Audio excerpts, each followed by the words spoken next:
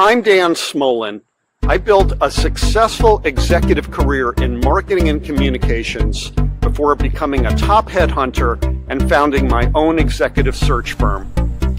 Now get this, every day, mainstream media runs stories in which old school bosses and thought leaders frame your work and workplace issues in ways that are often divisive and unmeaningful. And that's just crazy. The time has come for you to answer the question, what's your work fit? So that your work and career fit who you are, how you want to live, and what you want your lasting contributions to be. What's your work fit? It answers your questions and tackles the issues that keep you up at night about advancing your career in this time of workplace revolution.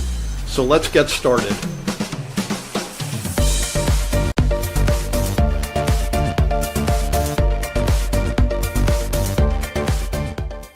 Hey, good day, everyone. Dan Smolin from What's Your Work Fit. I hope you're having a good and successful week and have gotten October off to a great start. We have a great show today, and I'm so pleased that you've joined us.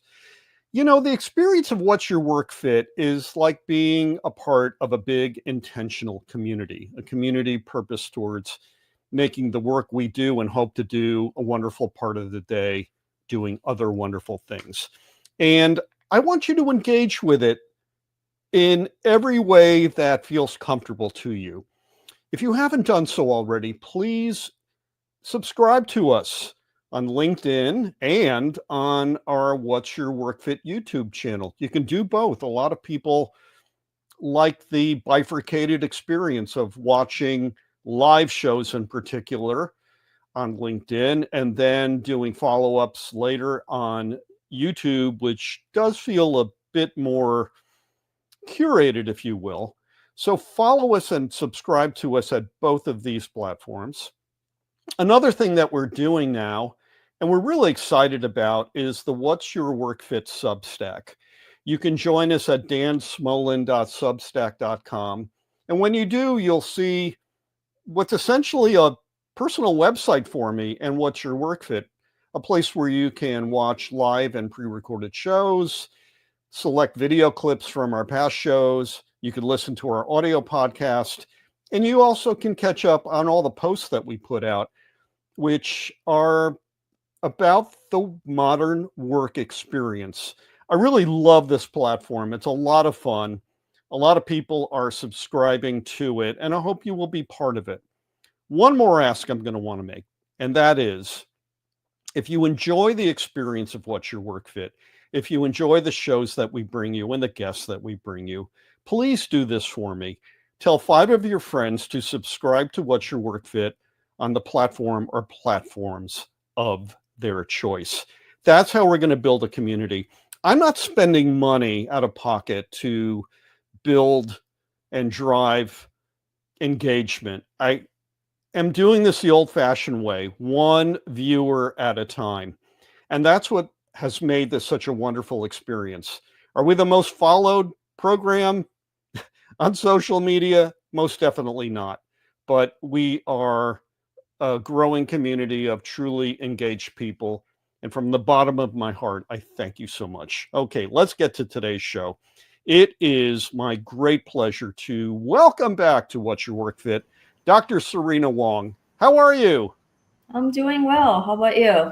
I'm doing just fine, Serena. Let's get to what you're about. Serena is an internationally recognized and respected AI keynote speaker. We're going to get into that today. She is also a Fortune 100 consultant and corporate trainer, a chief data officer. We're going to get into that too. And this is the most fun part. She is author of the new book, which I'm going to show you in a second. It is The Inclusion Equation, Leveraging Data and AI for Organizational Diversity and Wellbeing. You got a lot on your plate, my friend. Just a few things, yes. So before we get into our main topic today, I'm wondering if you could talk about the book. So what challenges and opportunities did you feel writing this book would satisfy? For years, I was in corporate America and I kept seeing this paradox where CEOs are obsessed with the health of their fantasy football leagues players. Yeah. But when it comes to employee well-being, there's not even measurement for it. We have no idea if people are healthy. And that drives the bottom line. And I kept seeing this paradox over the years, and it often wasn't until something like COVID that hit, or when attrition is through the roof, that I get contacted by our senior leaders asking, what's going on? Help us diagnose. And there's so much opportunity with the advancement of AI. We can actually predict a lot of this before it happens. So I wanted to bring that to the world to show real case studies from my experience and people I've interviewed, that it is possible, and it doesn't have to be costly. It's super easy, but you have to want to do something with the data. You and I have been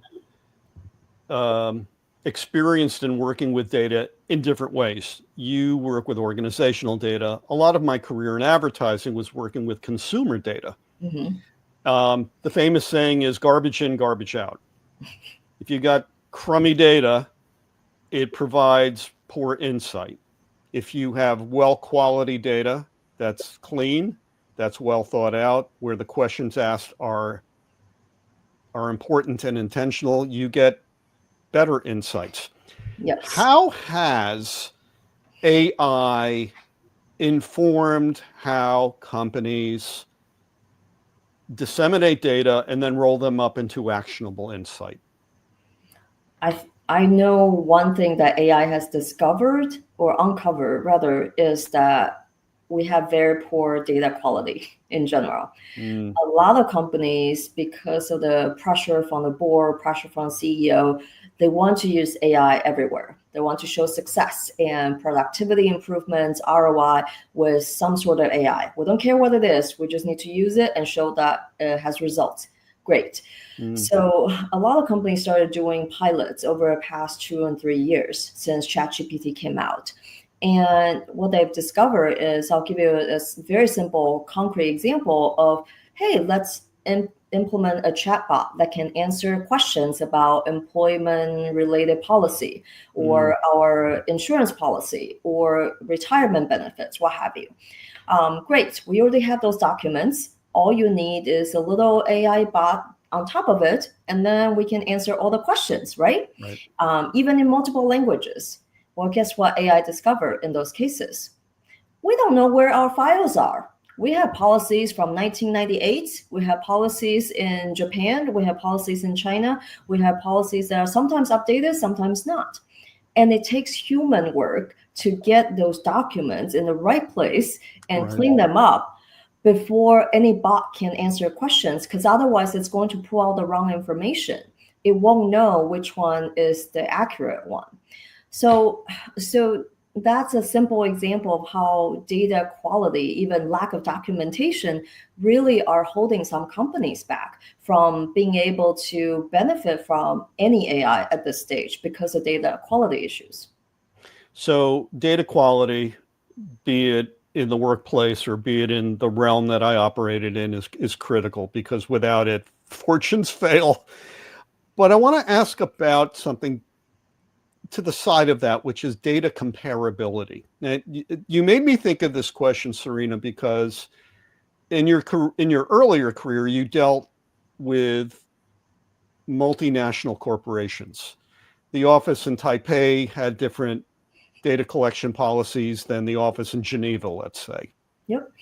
What happens to a company that tries to use AI with those kind of disparities? Does it create a mess? Absolutely. And a lot of times companies need to make a call at the beginning of before using any sort of AI, right? The call is, do we use what is minimally available that is consistent across the countries, the globe, or the functions, what have you? And that's all we got. Or do we have something that's specific that report out different metrics essentially by country because the collections are different?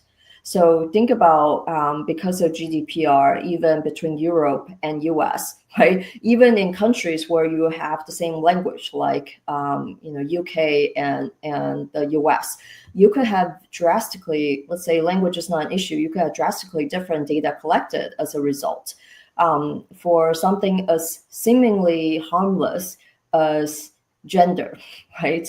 Maybe it cannot be collected and stored in the system in certain countries. You have to only ask it in a survey, and then it's immediately discarded. It cannot be attached to an employee record. So I will only know in this particular area what percentage of my workforce in this country is female versus male or non-binary. Mm-hmm. But then I don't know who identify themselves as one of those three categories. And that makes it, makes it really difficult to compare across, right? Because suddenly I want to slice and dice. I want to know how many women senior leaders I have. Well, do I have that slice and dice capability in a place where I only have the percentages in aggregate? And I don't know whether or not Dan or Serena self-identify as male or female, right? So it limits you when the collection criteria are different because of regulation, sometimes because of company practices. So I've seen a common practice is this is what we have across the globe, across the dimensions. It's the minimum we have, and let's go with that. As opposed to the more complex structure of if you're talking about Asia, here's a set of data and metrics and analytics you can run. And if you're talking about Europe, it's something different because that creates confusion for the end users of those data points who want to see something on a global scale. You brought up GDPR, and I also thought about the California double opt-in privacy Yes. Bureaucracy, if you will. That's actually made data collection very difficult because not only do you have to have the consent that you're actually getting the data, but that also you can use it for something. Yes. And so I would imagine that puts the brakes on what a very large company or a multinational company can do. Yeah. To that same point, even if you have the data, Great Britain and the United States both have English as the language, but as Churchill said, two great nations separated by common language. We have different idioms. Yes. And idioms between countries can mean different things. Absolutely. Yes. So that's got to be very difficult, and put that into an agentic AI framework. That's got to be even more troubling, if you will.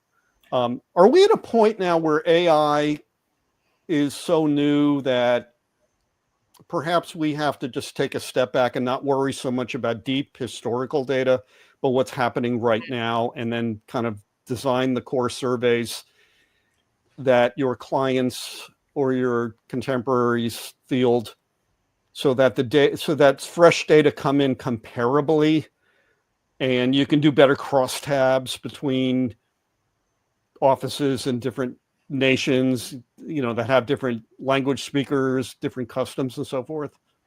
Dan, I think that's the easier approach. I think a lot of companies, if they don't have the manpower or the skill set to do the data cleanup, I would call, and transformation that is needed, they probably have to go that route because they don't have the option of, hey, let's go back and actually clean up the data so it's consistent across time and we can use it.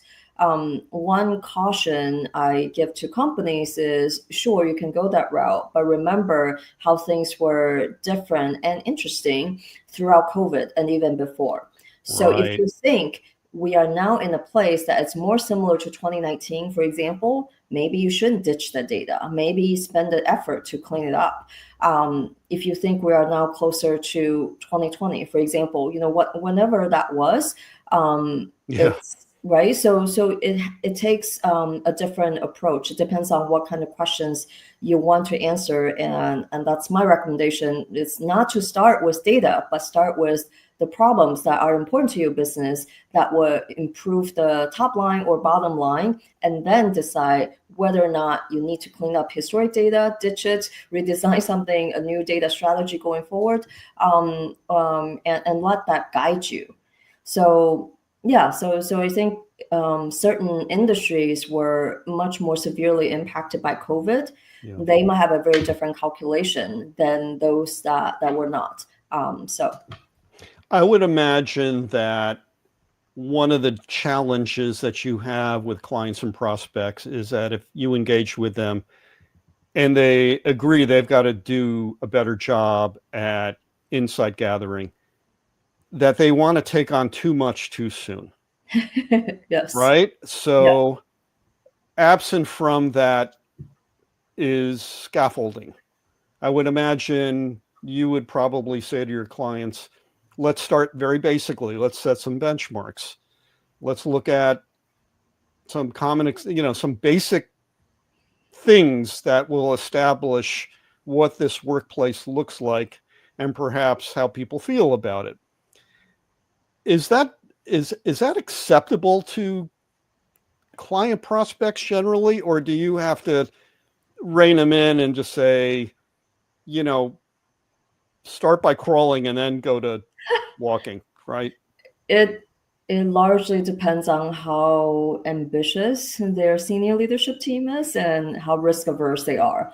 I used to think that you have to have those basics down before you can do more advanced analytics and even AI. And over the years, I changed my mind because I did some experiments where, of course, if you don't have any data, then you can't do anything. But let's say you have some fundamentals. Let's say you don't even really have clear metrics, you don't have benchmarking, none of that, but you also want to get the most out of data. And that is in things like you want to predict who is going to leave, you want to predict who's going to be a great hire, you want to predict, how do we reduce absenteeism for our frontline, whatever those situations might be, because what I just described, those three things impact your bottom line, right? Right. And so instead of waiting until you have the 100 metrics and whatnot all ready to go and fix your foundation, I actually have tried it to do them in parallel. Again, this is assuming the company is willing to invest. So while we're fixing the foundation, we pick one specific problem that advanced analytics or AI can solve. And that's make sure those data points are clean enough for that application so that we can do both. So we're building out the foundation so everyone can get access to basic reporting, data is consistent. And then we also, at the same time, are working towards the future and seeing the potential really quickly without cleaning up, 20 years worth of data, which is impossible to do.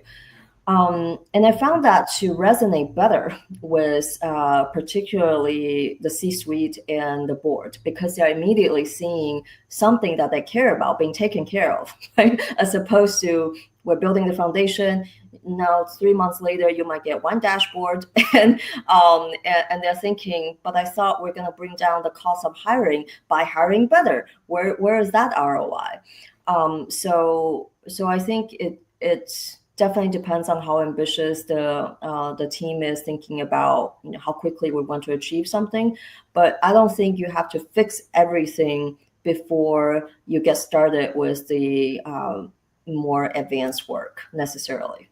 I would imagine with publicly traded companies, there's more a tendency towards ambition and try to learn a lot more because, well, you're captive to quarterly reporting. Yes. And you want to be able to show the needle movement in the positive direction sooner than later. Absolutely. But that's really dangerous because hard with human-related metrics. Right. Now let's get to the human-related metrics part, which is interesting to me because it's often dependent upon what talent are willing to tell the questioner. The questioner being it Dr. Huang or being the chief people officer in a company. So I know that you've written about this. There's a lot of outrage about AI that AI renders a gender bias in its outputs, which I've heard that. That makes my eyes roll, because I look at that and say, well, you can make AI, you can train AI through prompts to do pretty much anything. Yeah. So how do you push back on that narrative? I know you've written about it, and I'm wondering if you could talk about that a little bit. Yeah, so what you're referencing was this, I guess, a little viral screenshot about ChatGPT offering different salary recommendations when the prompt was exactly the same except for 2 letters. It was describing, act as a advisor to someone who's going to negotiate on their salary, and then there's location, there's a job title, and then the only difference was male or female. Right. And the gap ranged from 50,000 to 200,000 in different experiments. So female resulted in having female in the prompt resulted in a lower number. But my challenge is no one on earth is prompting ChatGPT or Gemini or something else to give you a salary recommendation in that way, right? No one is saying, I'm going to determine Serena's salary based on, hey, I am a woman, I have X number of years of experience, what is the number, right? That's not how salaries are determined in the corporate world. Nor would a job seeker say, here's my demographic data, tell me, right? They'll talk about their experience, they'll talk about their skills, but likely it's not the demographic data that they will input that drive that gap. But I think it does point to perhaps a lack of understanding of how models like ChatGPT are trained. And I think that caused the outrage, right? So if you think about it, well, yes, of course, when you ask it that way, it's going to some data set around salary for that location, for that job by gender historically. And there's a difference between different genders, and it's going to tell you what it is. So it's no different than going to an Excel table that has the salary data by gender and looking at it side by side. But we feel outraged because sometimes AI has been turned into a person almost, right? And I have mixed feelings about that. Sometimes that's a good thing, sometimes not so much. But we wouldn't assign this AI a role of salary recommendation agent, for example. Like that's not how we would use it. So so I think the outrage is a bit. Just, I don't know, it's overstated. But the bigger problem that we should talk about is, does everyone know what goes into training the AI and how different prompts can result in such different output? Do they know that? So as we are expecting employees to all use AI to do their job, are they aware of these fundamentals that could drive different outcomes and different output for them? And therefore, they should tweak their prompts to help them accordingly. I'm not sure. I think there's a lot of opportunity there. And based on the number of workshop and training requests I personally get on a weekly basis, I think we're pretty behind. And that part really concerns me. Well, and I think you're right to be concerned. Let me assure my audience that in 20 years of being a headhunter, never had I evaluated a candidate based on gender.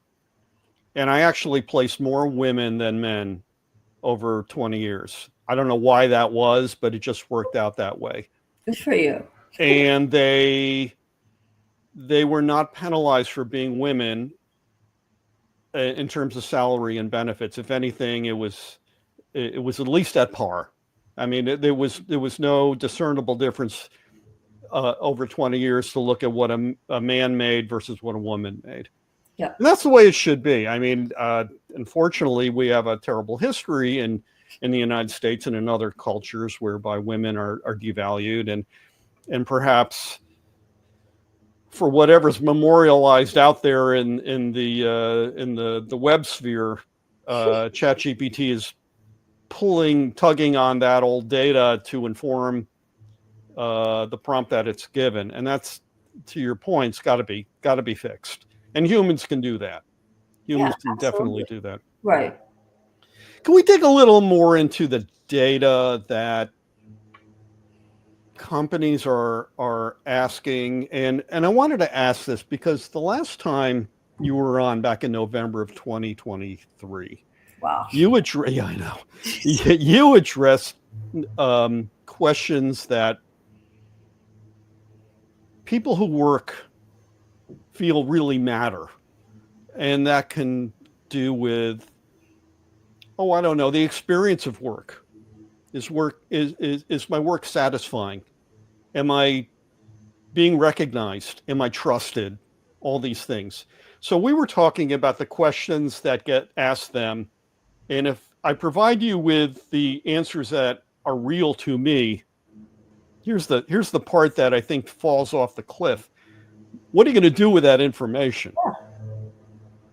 Are we getting better at the latter part about what are we going to do with the information that I've given you to make my experience in this workplace better, more meaningful, more impactful, more trusting, etc.?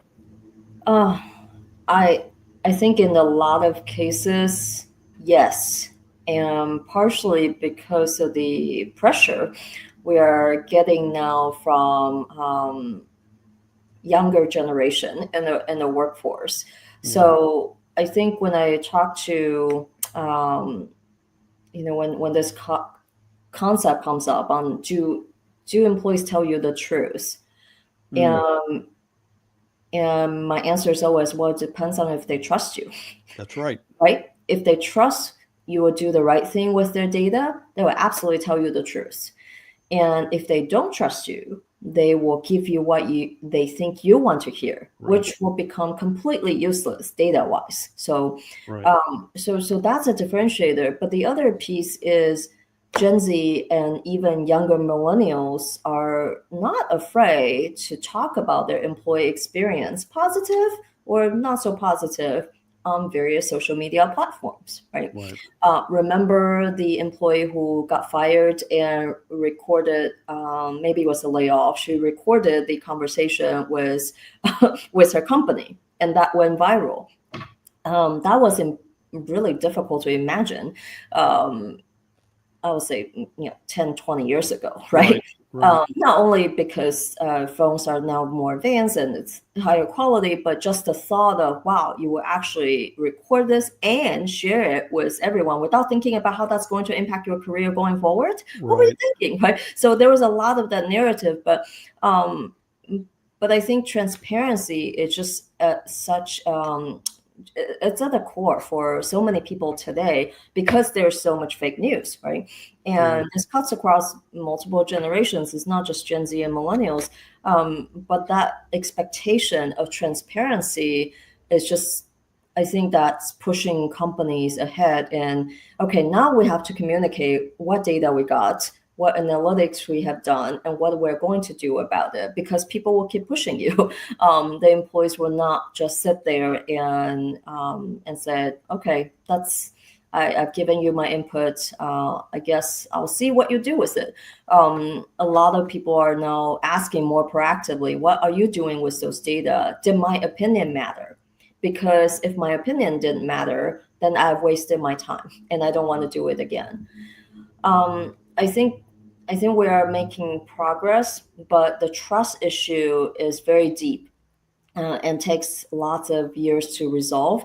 And in some cases, we've lost trust even more compared to before. Mm-hmm. Think about the layoffs in tech. We went from, we can't hire enough tech employees, right, in the Great Resignation, to just 3 years later, we are laying them off. And at the same time, when companies are reporting, hitting 4 trillion mark for the first time in human history, and like that unbalance is causing so much anxiety for employees who are working in those companies, in the industry in general, wondering, does my skill still matter? Do I matter as a person? So, so I think in some cases, for sure, we made progress, but sometimes in some other areas, we're taking a step back, unfortunately. So you made a little news here, Dr. Wong. You established that you've got to start with trust if you want actionable insight from your talent. Yes. And I think that's lost on a lot of hiring managers. They assume they have it. Oh, Serena's fine. She's always smiling. Everything's fine. Serena might be a smoldering mess, but you don't know that because she doesn't trust you. And so she's going to surface act a positive visage to make you think everything is okay. Right. In the work that I do here on What's Your Work Fit, but also more broadly with the Future of Work Alliance, the theme that we keep drumbeating, it keeps coming up faster and harder, is you have to establish two-way trust. It's not just that the employee feels trusted. Right. It's that the hiring manager or the team lead feels trusted in working with you. Without that, if you field a survey, what you get back is going to be absolutely garbage. Yes, indeed. Yes, and of course, there are lots of survey experts will tell you, yes, I can totally tell if people are lying. There are different ways to test that. Sure. But if someone really wants to not tell you the truth, they'll find a way to do that. And here's where I'll bring up AI as well, okay? Because traditionally, it takes companies such a long time to do surveys, and they don't have, even with AI understanding text and comments and data, it still takes a long time. Ultimately, this is a slower way of getting data. There is now a much faster way to get in real-time data through things like wearables. Right. So, or even looking at collaboration patterns, right? Your emails, your chat, your meetings, all of that are data points that doesn't require employees to tell you things, but is already gathered by the systems. And that can be a lot more telling when you combine the two, when you combine what employees say and what they actually do, right? So if you ask them a question about burnout, right? Let's say your question is something like, I have energy after work to do things I love, okay? And if they don't have energy, maybe they're working too much. Okay, great. That's a 5-point scale. Mm-hmm. But then you notice that as you look at their work patterns, they are logging on at 9 p.m., 11 p.m. constantly because they're working with a colleague in a different time zone. Right. Now, you also know, because you talk to your employees, you know that they are a caretaker, so they have responsibilities. Now you think to yourself, without data analytics, how sustainable is this? Can this person do it for an extended period of time? At what point is breaking point? So then when you have all of this at scale, right, you can start to see patterns of, hey, this particular team works after hours, after business hours a lot, and this one does not as much. And then you look at their survey results. Do you see a difference in things like burnout and things like trust, psychological safety, performance, and all of it? Do you see a difference? That will tell you what really matters. Because yes, we can all work late once in a while. We can all put on a smile all the time, even if we wanted to, sure. But at some point, your body breaks. And I think it's the company's responsibility and the managers to figure out before that happens, because now we have data to do that. And yeah, and I'll take it a step further. Some companies give out Apple Watches or Fitbits back in the day, right? Yes. That's company sponsored, where you signed a little opt-in agreement that your data will be collected and sent back, not to your manager, not individually, but in aggregate, the company owns that data. Great. But all right, free Apple Watch, perfect. What happens when I know that you are not sleeping? What happens when I know this team is not sleeping well at all? They're averaging 4 hours. Oh my goodness. And they're operating on an important job. They're aviation engineers, for example. Do I feel like they're going to perform at their peak Or am I going to wonder if something going to go wrong with that airplane, right? So so there's now a lot more data possibilities than just relying on surveys if we are willing to do the hard work of really caring about what matters to our workforce and having more real-time information on where things are going well and where things are not going well. And that's the power of data and AI when it comes to employee health and well-being.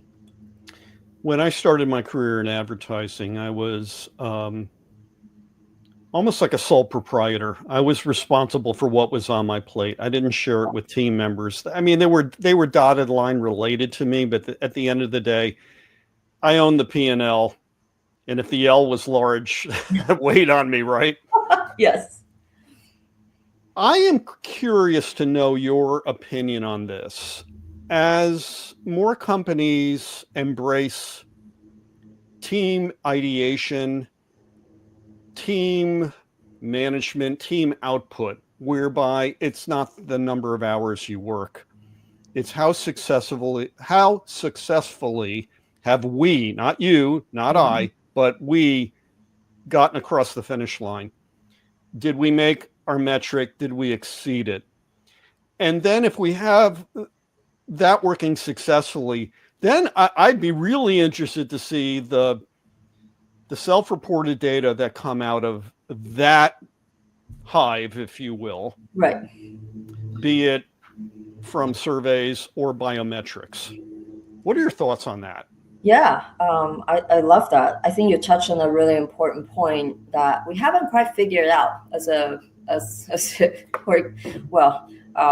professionals, that the individual performance versus the team performance, and what are the drivers for that, because it's different. We have a hard time as is measuring the productivity and performance of individuals today, right? We have some annual rating of 1 to 5 of some sort, satisfactory or not in some other cases. Yes, there are KPIs and so on. Yeah. But as a team, we have a hard time knowing what makes a team successful, what makes a team not successful. And yes, even with things like manager 360 or upward feedback, right, on that leader, because we have a hypothesis that person matters. Yes, that person matters, but it's also the group, right? If you have one toxic employee, for example, that's dragging everyone down, everyone wants to avoid that person, you may still hit your metric overall, but no one is feeling good. No one's feeling good, and they're not really saying anything if they don't feel the safety to share that with the leader. Right. So I think, yes, there's just so much work to be done on the team performance, and we can barely figure out the individual performance, right? In HR, we went from yes, we need ratings to determine compensation, to no, let's not use ratings to determine compensation. Now we're back to ratings again, and it seems like performance shouldn't just be for compensation. Performance should be for other things as well, because every employee cares about their performance. Nobody shows up and say, I want to do a bad job today. Everyone shows up saying, I want to do an okay, good, great job. Right? So, but at the same time, we have so little information to tell them if they're doing a good, great, or okay job on a constant basis. So, and let alone a leader. Are you a good leader?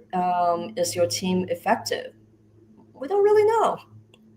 I'm really interested in what happens at the team level, what I call the hive. Yeah. Where the worker bees are all working together. And or imagine not or not. Okay, but let me dig into that. Let's assume you've got a good intentional leader, and they have done their very best to engage each and every member of the team and establish trust. Let's say that's already cooked in the books. Okay. Let's say everybody seems to be engaged doing the work that they're doing. Let's just assume we have that. Now let's assume the team agrees that they will all wear a biometric measuring device, a watch or something that picks up their pulse rate, their rate of breathing. I mean, this is where we're headed tech-wise, right? Yes, it's We're absolutely headed completely to wearables. We're not going to yeah. have phones anymore. We're going to be wearing pendants and other things. And process. right. And imagine everything seems to be going okay. And then all of a sudden, the biometrics spike. And Dan, he's at tachycardia right now. He's running like a greyhound.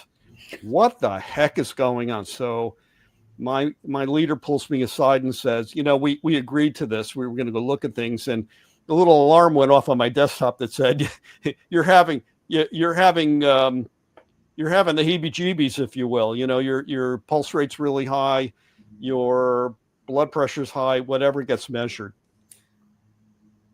Do you see that as a possible end? And if it is, can it be managed successfully?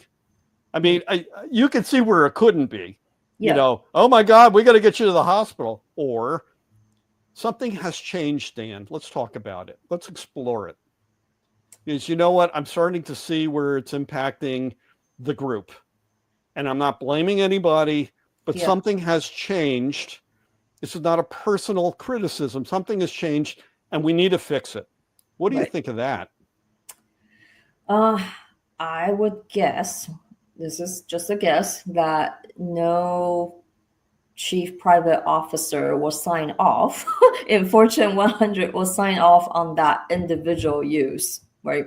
I think for a manager to see the individual data from each wearable, I doubt that will pass.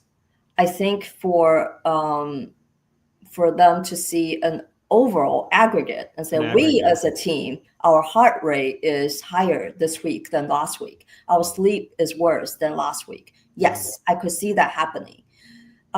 So let's play within that framework. If we can give leaders the average, right? Or even, you can give them outliers, you can give them percentiles, whatnot, right? But not the individuals, because that just is perhaps, too creepy for a technical term, right? And, maybe at this point, the employee gets scared and say, hey, I'm going to have my spouse or my partner or my child wear this wearable so that the data would not be mine, right? Now you have a different set of problems. So let's say you have the aggregate data. What are you going to do? It's no different than when you used to get survey data. What did you do with that? If you are someone who cares, you sit down and you look at it, you ask, what can I do to help with this? Can I have a conversation with everyone? And right. Without pointing out, right, someone, because we know the team dynamics absolutely impact everyone. It's not just one person, but one person's bad day can become the entire team's bad day quickly. So we can get a little campfire going virtually or in person and ask, hey, what's going on this week? What's on your plate? What's stressing you out? And if you have the personal relationship and trust, what's going on outside of work? What's going on at home? Anything that we can help with, so that you are treating the employees like a full human being and not just a worker. I think that makes the difference in how we use that data appropriately. And it satisfies the worries of a chief privacy officer who's like, I don't want, I'm worried about GDPR in California and all that. And absolutely. I think that's a really good point. I want to pivot here, Serena. We don't have a lot of time left. I want to talk to you about one of your passions, which is art. And you have behind your left shoulder, lovely wall art that you've done. One of the missions that you have is to get people in the workplace to a better sense of trust and personal safety and emotional healing. And on the last show that we did, you briefly mentioned the strong connection between creating art, or in my case, living with art that I absolutely love, and affecting emotional healing.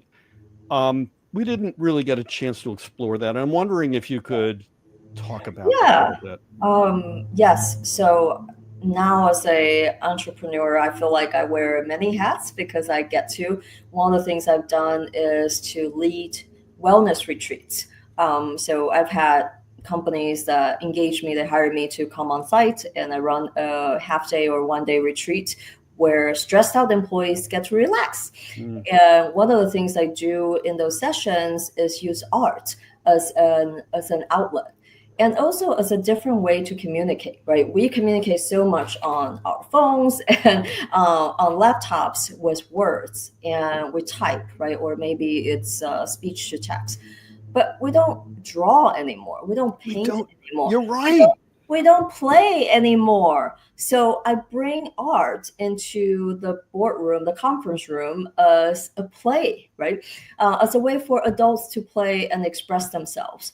And I do it in symbolic ways, right? So one of the exercises I do for people to get to know each other is to and identify challenges is something called a tree of life.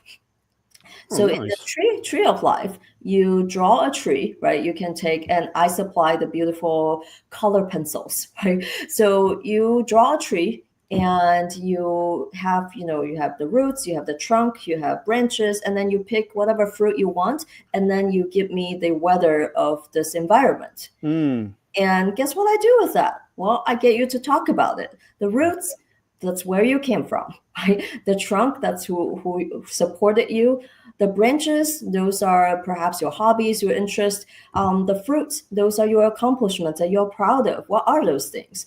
And then the background, the weather. How are you feeling? What season are you in your life? Is it a blizzard? Is it sunny? Is it breezy? Is it, storm on one side Yeah. and sunny on the other? Because every day is different. So you can tell a lot from this very simple exercise. And everyone I've done this with has had a blast. They feel like a child again. If you're listening, you want to give it a try, find your favorite colors and do it in 5 to 10 minutes and share it with a friend that you trust, or maybe even a partner. um, I think it's a different way of thinking. It turns off our data AI logical part of the brain, and it turns on the creative, fun, art, playful part that we sometimes forget as adults. So I find that very therapeutic.